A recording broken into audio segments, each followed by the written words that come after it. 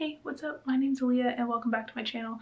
Today we're going to be doing a little book recommendations video where I recommend you guys books based on the names of different nail polish colors.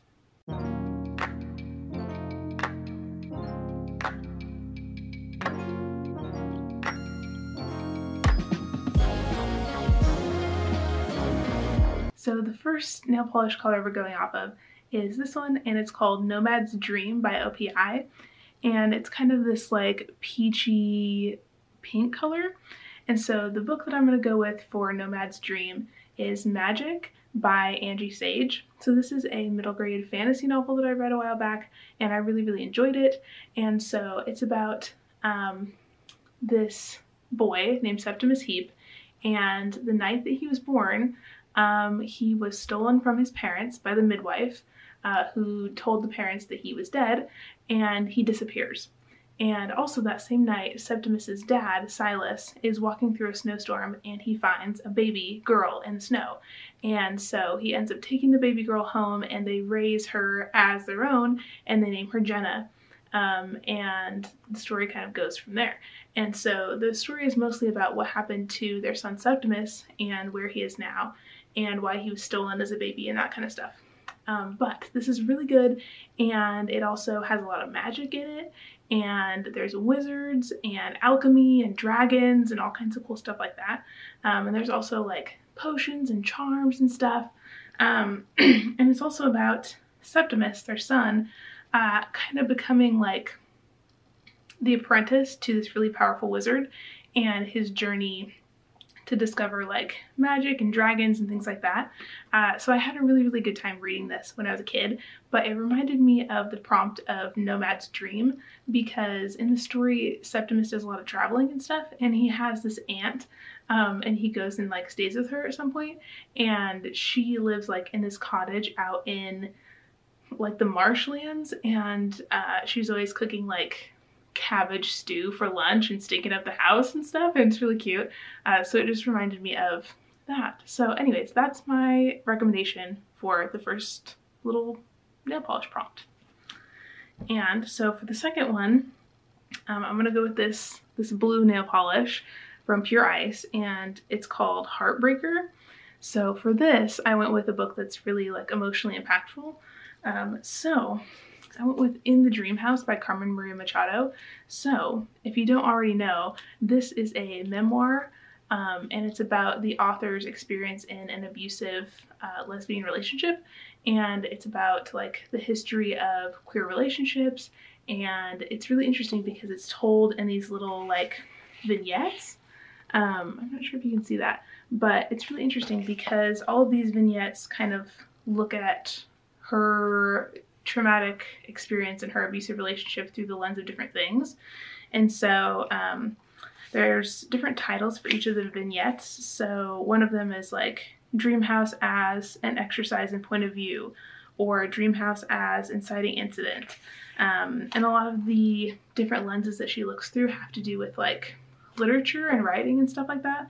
But some of them are also just other things as well, which I thought was really interesting. And this book is extremely well written, by the way. But another one is like Dream House as erotica, or Dream House as omen, or Dream House as noir. And so through all these little vignettes, you get to learn about the different research that she did into the history of queerness and abuse in queer relationships, which often isn't talked about. And also you get to hear about her story and what happened to her and the relationship she was in and how that affected her writing, because she was getting her MFA during that time. But anyway, so it's a really impactful story, and it's really well written, but it's also really hard to read at times, and it is kind of heartbreaking because she was in this super abusive relationship, and she goes in depth and talks about like what happened with her and her partner and the fights that they had and all kinds of stuff like that. And it's interesting, but also really sad, but also really well written. So it's like you're reading it and you're like, the writing is beautiful, but this hurts, but I want to know what happens and all of that kind of stuff. So anyways, I definitely recommend this if you haven't read it yet, or if you are trying to find a good memoir or nonfiction to read. This one is really good. And then the next book I want to tell you about, well, I guess I should tell you the prompt first. So I have this one, which is like an electric green, and it's called Me First. So going off of that, I picked Illuminae by Amy Kaufman and Jay Kristoff. So I'm sure most of you have probably heard this before, but if you have not, this is a young adult sci-fi book, and it's really, really interesting because here, I'll show you this. This is the front cover of it, and it's told in like files and like interviews and military documents and medical reports and all kinds of things like that. And there's like pages at the back that are like black with white writing, and it's just really cool. And so it's got this mixed media format, and it's basically about these two teenagers, and their names are Katie and Ezra. And at the beginning of the story, they are living on this planet, and this is a futuristic world, and Katie and Ezra are dating, and they have a really bad breakup. And they're basically like, we're not speaking to each other anymore. And then right after they have this breakup, they go back to school, and they're like in class and stuff, and then their planet gets invaded by this corporation, and they have to try and get onto these ships and evacuate the planet and not get killed.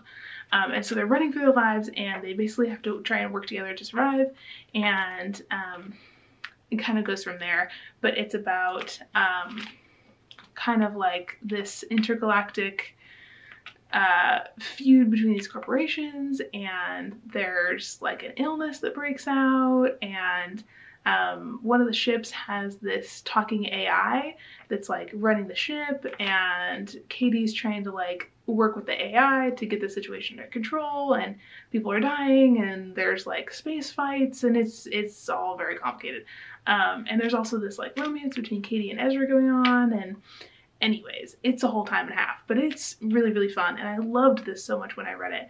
And I was thinking about the prompt of me first, and thinking about like at the beginning when they're trying to get on these ships, and everybody's like fighting to get on, and some people don't get on, and anyways, yeah. So I recommend this book because it was so fun when I read it, and I haven't read anything like this before where it's mixed media to this extent, where it's the whole thing, you know, and you're only getting like bits and pieces of what's happening, and then as you go, you find out more about these files, and there's parts where like some of the words are like blacked out and stuff, and it's just a really fun reading experience. And I've heard that the audiobooks are really good too, but I haven't been able to find them and listen to them yet, but that is something that I want to do as well. So that is my recommendation for that prompt. And then the next one I have for you is this other OPI color. It's called Mirror Mirror on the Wall, and it's this really dark like purpley black color. And for Mirror Mirror on the Wall, I went with this book that I don't think I've ever talked about before, and that's The Apocalypse, Elena Mendoza by Sean David Hutchison. And this is a really strange book, which is why I picked it for this prompt. It's mostly about this girl named Elena Mendoza, and this is like a YA contemporary with some magical elements to it. It's about this girl, Elena, and she has got some stuff going on. So she is the product of a virgin birth, and she also hears like inanimate objects talking to her. So she works at Starbucks, and like the little mermaid lady on the logo like talks to her, and she has to try and like block out these voices that she hears, and like kind of focus on like the customers talking to her and stuff. But it's about her and her life, and she has a crush on this girl named Freddie. And at the beginning of the book, Freddie is at the Starbucks that she works at, and Freddie gets shot by this guy that they both go to school with. And so the story kind of goes from there. And the other thing is, the guy shoots Freddie, and then he gets sucked up into the clouds, and he's just like gone. And so Elena's like, what the heck is going on? And apparently it's like the world is ending, and she's the only one who can save it. And so she's going through all these different things with her family and trying to save the world, and hearing these voices in her head, and she's got this relationship with her best friend, and she's trying to figure out like her sexuality and her relationship to this girl Freddie, and she's learning that she can perform miracles, and there's all these things going on. But I thought that it was really fun and really entertaining. So I would recommend this if you're looking for a book that's a little bit weird and a little bit out there, but also like still rooted in the real world, because this one was really good. I don't really know how to explain this any further than that, to be honest, but if you're into kind of like magical realism type stuff, I would recommend this. Or if you just want a really good summer read, because it's good for that too. And then another one I have for you, hold on, I gotta grab it, is this one, and this is a pink china glaze, and it's called Exceptionally Gifted. So for this one, I picked the first book in my favorite series of all time, which I don't think I've really talked about, and it's The Demon King by Cinda Williams-Jima. So I read this whole series back quite a few years ago, and I have the whole series and I absolutely love them. And I really want to do a reread of them, but I just haven't gotten around to it yet. So this is a YA fantasy novel, and we follow these two characters. So one of them is this guy, and his name is Han, and he is kind of like living in the slums, and he's trying to take care of his mom and his sister that he lives with, and as long as he can remember, he's had these like metal silver cuffs on his list, and so they call him Cuffs Alistair. And these cuffs seem to be magical. They have like runes on them, and they grow with him as he grows. And then one day he steals this magic amulet from the High Wizard's son, and then the High Wizard and his family start coming after him. And so it's basically about him, and he's a thief, and he's trying to survive. And then we also follow this other person named Reza. I think that's her name. Is that how you say it? Yeah, her name's Reza, and she's the princess of the realm. And so basically her mom is trying to set her up with these suitors, and she doesn't want to marry any of them because they're turds, and she kind of just wants to do her own thing.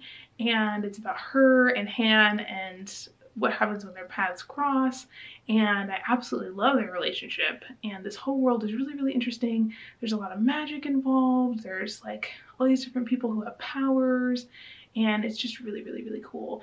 And it's also kind of about Han and Reza's like ancestry and how they're related to the royal family and all that kind of stuff, and it's just really, really good. So I would recommend this if you're looking for a new fantasy book to pick up.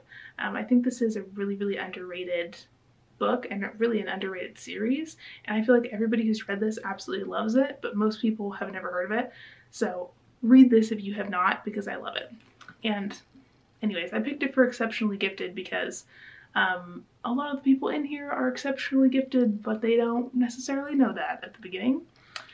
And then the last one that I have for you is actually one that I don't own, so I'll put the picture up.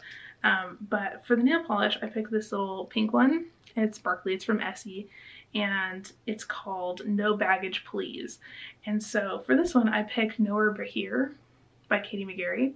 And this is about a 17-year-old girl named Emily, and she lives with her mom and her stepdad, and she doesn't really know that much about her biological dad. And then one summer, she agrees to go and stay with him at his place and get to know him and her dad's side of the family and all of that. But what she doesn't realize is that her dad is part of a motorcycle club called the Reign of Terror. And so she goes to stay with him, and she meets the people in the motorcycle club and kind of gets involved with them.